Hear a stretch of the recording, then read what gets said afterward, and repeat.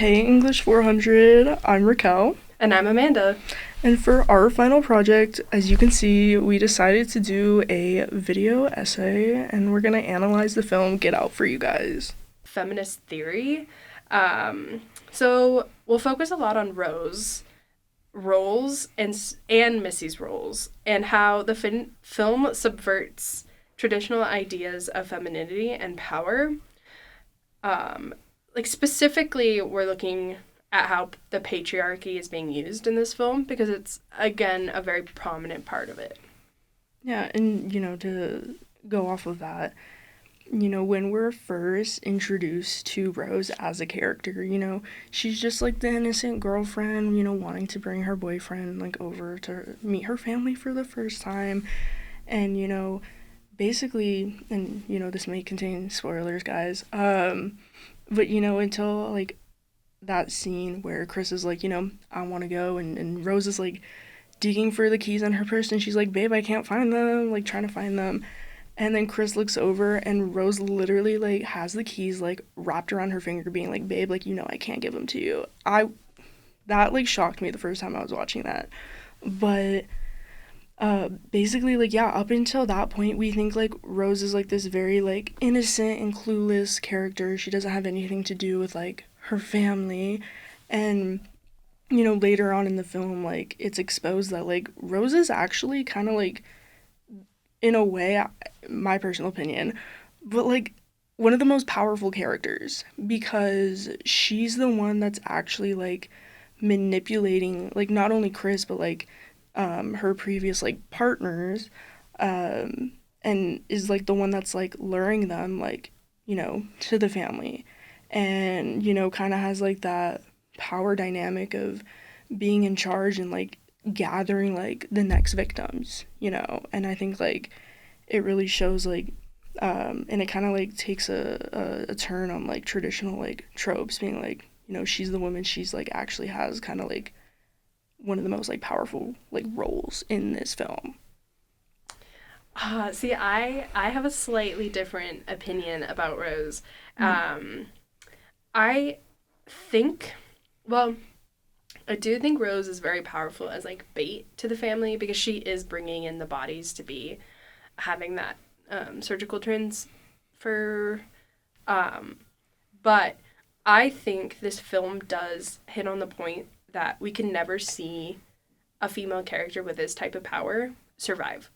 She literally was kind of tortured in the end. We do see a lot of blood and gore, and of course this is that type of movie where we're seeing a lot of thriller, but at the end she literally was kind of slaughtered and beaten up in a sense, versus she we couldn't see her be that evil man character who snuck away. No, she was literally he was in love with her. She got she baited him to come out to meet her family. Then, of course, the family, psychologically tortures him to, sorry, spoilers. But, her family dynamic is very patriarchal still. The men in her family still have all of that power. And so, as, a viewer, you're, the reason we don't think Rose is evil is because we don't think she's powerful. We don't think she has any,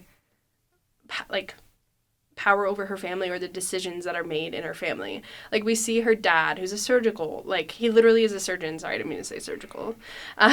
He's a surgeon, and we see that her brother is a medical student, and we see that the family has all of this money, and of course it's from the dad's, we can assume as audience members that it's from the dad being a surgeon. And then we do, Missy is the mom, and she's very interesting because I think that she is the true powerful character in this whole situation, but she's not we don't assume that she's also the bad guy. We just assume she's a little she's kind of weird because she's the psychologist who often when a female psychologist is portrayed in these types of films, she's not they're not seen as the bad guys. They're seen as they're gonna unlock something, or often not they're just seen as creepy. Mm-hmm. And, like, the fact that, you know, we see a lot of those scenes of Missy being, like, almost antagonistic mentally to Chris is also another thing. And also, like, Rose literally, the reason why I think Rose isn't isn't seen in a non-traditional way is that she doesn't have the power to be like to Chris once he finds out everything, like, I'm the one that like got all these bodies for my family, like I'm the reason why my family's this rich, yada yada yada. Like, no, she literally hides her victims' photographs under, like, in a box hidden away. Like, she literally is a serial killer. Her entire family is, of course, but like they're literally like hunting down people, and like in the sense of like how we view her, she has kind of little to no power in the family, is what I kind of think. Because she also, we don't know what she does for work. Never mentioned. Does she even work? We don't know. We're just like, this is, you know, Chris is the main character, and his girlfriend's family is kind of weird. But yeah.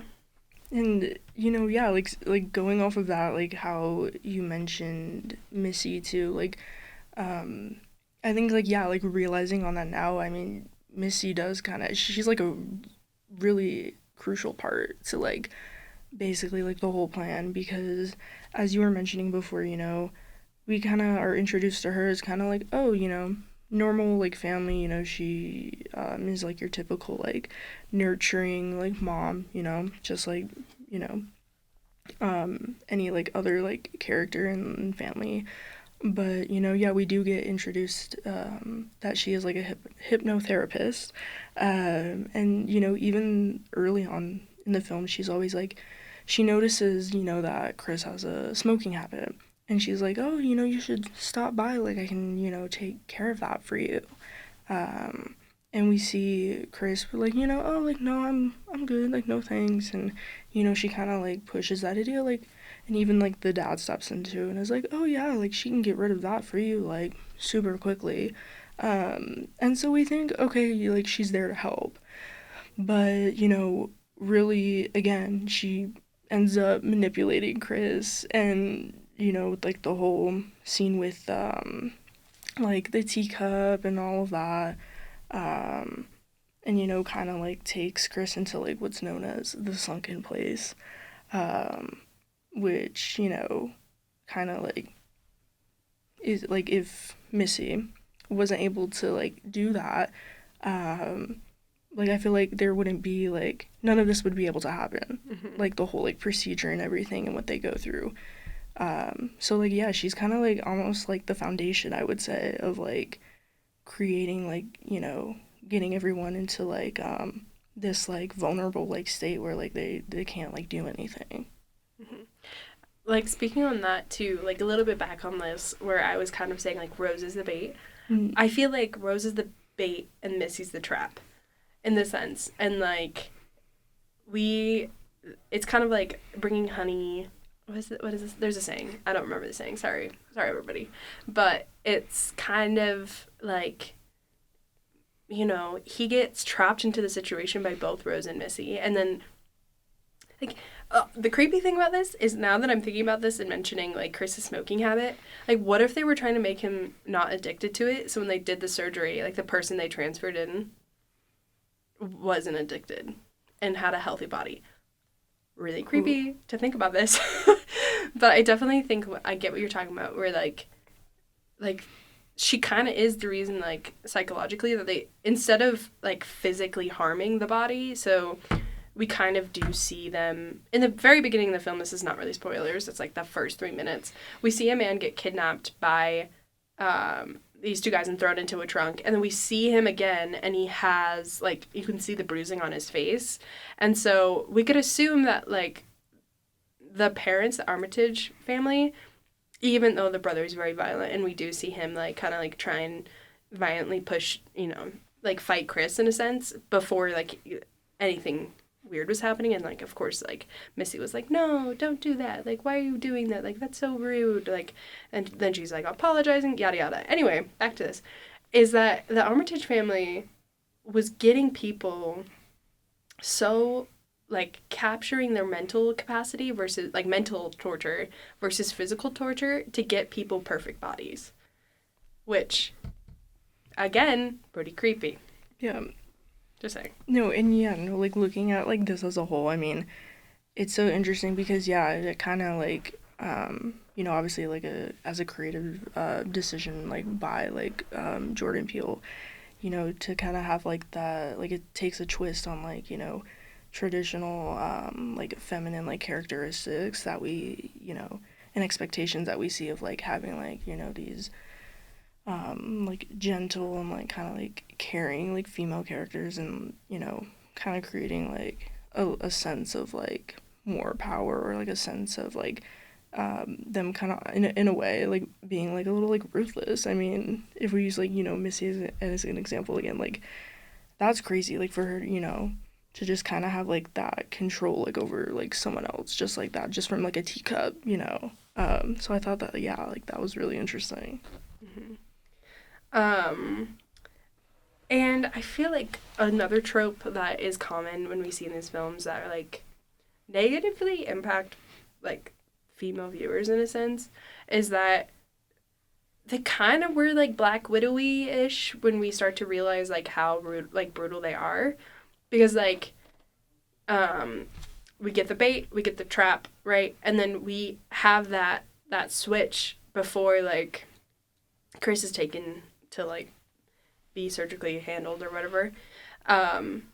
We see that scene that you were talking about where she like, I can't find the keys, and then she's walking down the stairs like, sorry, like I don't really feel that bad. And then the scene that before, like, as Chris is like, well, again, spoiler, sorry everybody, Chris is fighting the family and like kind of like escaping, like he successfully is escaping, so he's like, beating everybody up, killing everybody, trying to escape.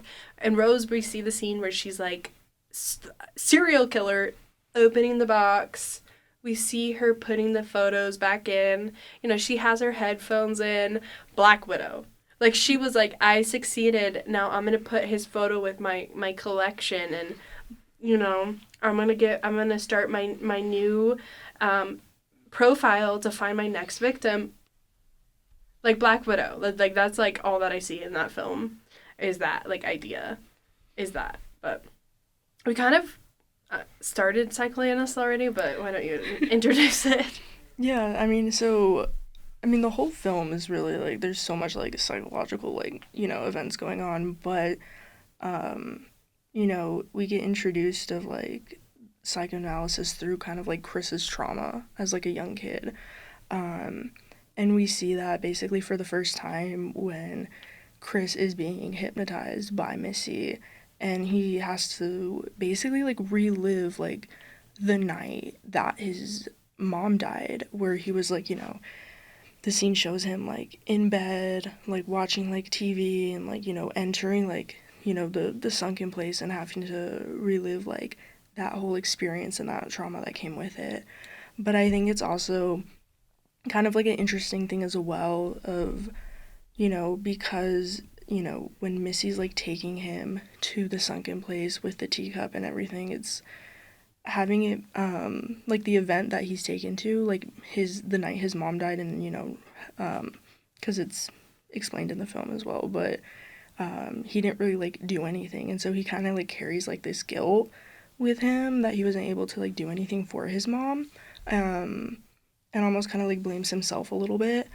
But I think it makes him like having that be such like a impactful like part of his life, especially being a child and having gone through that. I think like it, like having that experience when he's going like into the sunken place, I think it makes him like more vulnerable like to like the hypnosis, because it's such like a vulnerable like experience and like feeling that he's going through, that like when Missy's, she has like a teacup, she's ready, she has her spoon, like, I think it makes him more like vulnerable and like open to like the whole experience, because it's like such a like just like trauma like for him, like when he was a young kid, and even, like, for him now, that it just takes him, like, right back to that place. And it's just, like, yeah, just so easy for him. Yeah, and even with the teacup and, like, what it signifies, sorry, everybody, signifies is, like, it's, like, we soothe each other by, like, hey, like, if you're upset, do you want a cup of tea? If anyone has seen Big Bang Theory, like, Sheldon often is using, like, tea when he's upset, or when somebody's upset, you offer them, like, a warm cup of tea. And, like, we kind of see Missy doing the same thing, where she's using this as a way to soothe the mind and be like, we're just trying to get you, you know, like, why do you think this is, you know, she's doing the whole, you know, therapist thing. So yeah, like, I agree, like, this whole traumatic event is being pulled forward. And often psychoanalysis focuses a lot on, like, early development and childhood development. And of course, like, this traumatic event happened to his mother when he was really young. So we're seeing, like, oh, this is the reason also why. Anyway. I mean, I feel like we kind of talked about it. We covered it all. You know, I feel like, yeah, a lot of different things to analyze, for sure. But yeah, this has been it, guys. So I'm Raquel. And I'm Amanda. Thanks for watching. And I promise, Scouts code. What is it? Scouts code. That there was no hypnosis in the making of this. And there was, wait, I want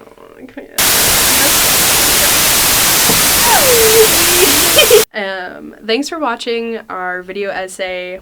No hypnosis was used in the making of this project, just caffeine and final week panic.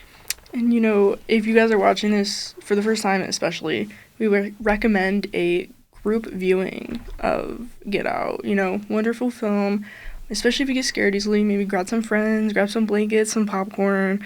Maybe keep the lights on, you know, just saying. And after the film, you know, you may want to watch a few episodes, maybe some healing, you know, episodes of maybe Bluey. You know, any of your favorite comfort shows after, because you might need it. Yeah, maybe Scooby-Doo. It's my favorite one. I watched it after I watched this film. Now, if you have any questions, feel free to ask future us. But we cannot guarantee emotionally stable answers. Anyway, have a good rest of your winter break, English 400. Bye. Bye, guys.